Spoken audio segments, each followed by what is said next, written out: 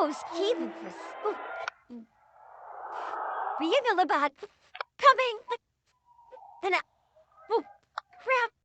BPL এর 10তম আসরের 12তম ম্যাচে মুখোমুখি হয়েছিল রংপুর রাইডার্স বনাম দুরন্ত ঢাকা। টসে জিতে ঢাকার অধিনায়ক মোসাদ্দেক হোসেন সৈকত বোলিং করার সিদ্ধান্ত নেয় এবং রংপুরকে ব্যাট করার জন্য আমন্ত্রণ জানায়। রংপুরের হয়ে ওপেন করতে নামেন ব্র্যান্ডন কিং এবং বাবর আজম।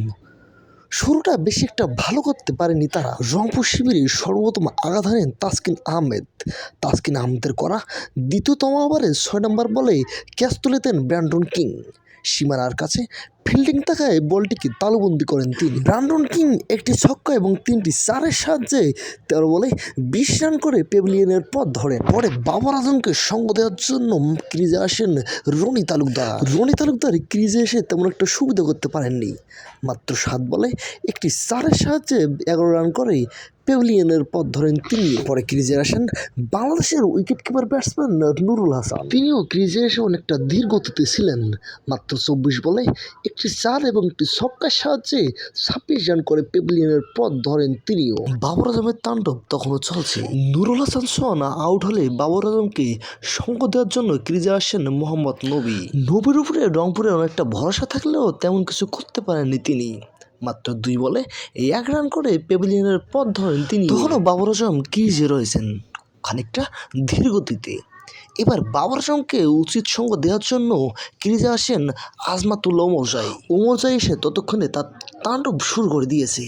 এদিকে বাবর আজম মাত্র 40 বলে তার ব্যক্তিগত অর্ধশত পূরণ করে। শেষের দিকে এসে বাবর আজম এবং আজমাতুল্লাহ ওমরজাই বড় ধরনের একটা পার্টনারশিপ পায়। মাত্র 21 বলে 39 রানে একটু ঝলমলে পার্টনারশিপ করেন তারা। এদিকে বাবর আজম বড় শট খেলতে গিয়ে সীমানার কাছে ক্যাচ দিয়ে পেভিলিয়নের পথ ধরেন তিনি। ততক্ষণে 46 বলে 62 রানের একটি দুর্দান্ত ইনিংস খেলেন। এদিকে ওমরজাই 4 ছক্কা মেরে পুরো গ্যালারি কাঁপিয়ে তুলছিল। এদিকে বাবর আজম পেভিলিয়নের পথ ধরলে ওমরজাইকে সঙ্গ দিতে আসেন শামীম হোসেন পাটোয়ারি।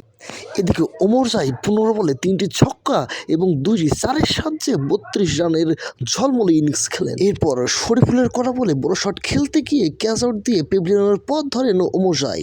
শামীম হোসেন পাটোয়ারিও বেশিক্ষণ ক্রিজে টিকে থাকতে পারেননি। মাত্র 8 বলে 17 রানে তিনি এক দুর্দান্ত ইনিংস খেলেন। সেক্ষেত্রে 20 ওভার শেষে রংপুরের সংগ্রহ 8 উইকেটে 183 রান। এদিকে ঢাকার হয়ে দুর্দান্ত বোলিং করেন আরাফাত সানি। 4 ওভার শেষে 32 রান দিয়ে তিনি শিকার করেন 3টি উইকেট। এদিকে 184 রানের টার্গেট নিয়ে ঢাকার হয়ে ওপেন করতে আসেন দানুষ্ক গুণতিলকা এবং নাইম শেখ। শুরুতেই দুরন্ত ঢাকাকে বড় ধরনের আঘাত করে বসেন আজমাতুল ওমরজাই। তার করা প্রথম ওভারের 5তম বলে গুণতিলকাকে এলবিডব্লিউ আউট করে পেভিলিয়নের পথ ধরান তিনি। এক্ষেত্রে প্রথম ওভারেই 0 রানে একটি উইকেটের পতন ঘটে যায় দুরন্ত ঢাকার।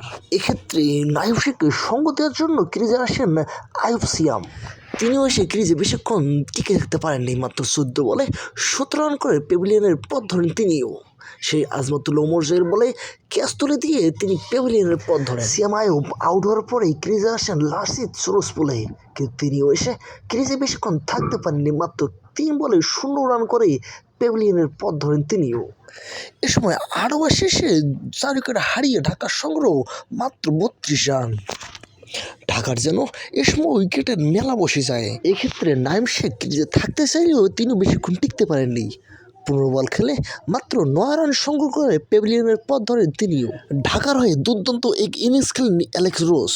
তিনি 35 বলে একটি ছক্কা এবং 7টি ফোরের সাহায্যে 50 রান পূর্ণ করেন। তাছাড়া কোনো ব্যাটারই 20-এর গণ্ডি পার করতে পারেননি।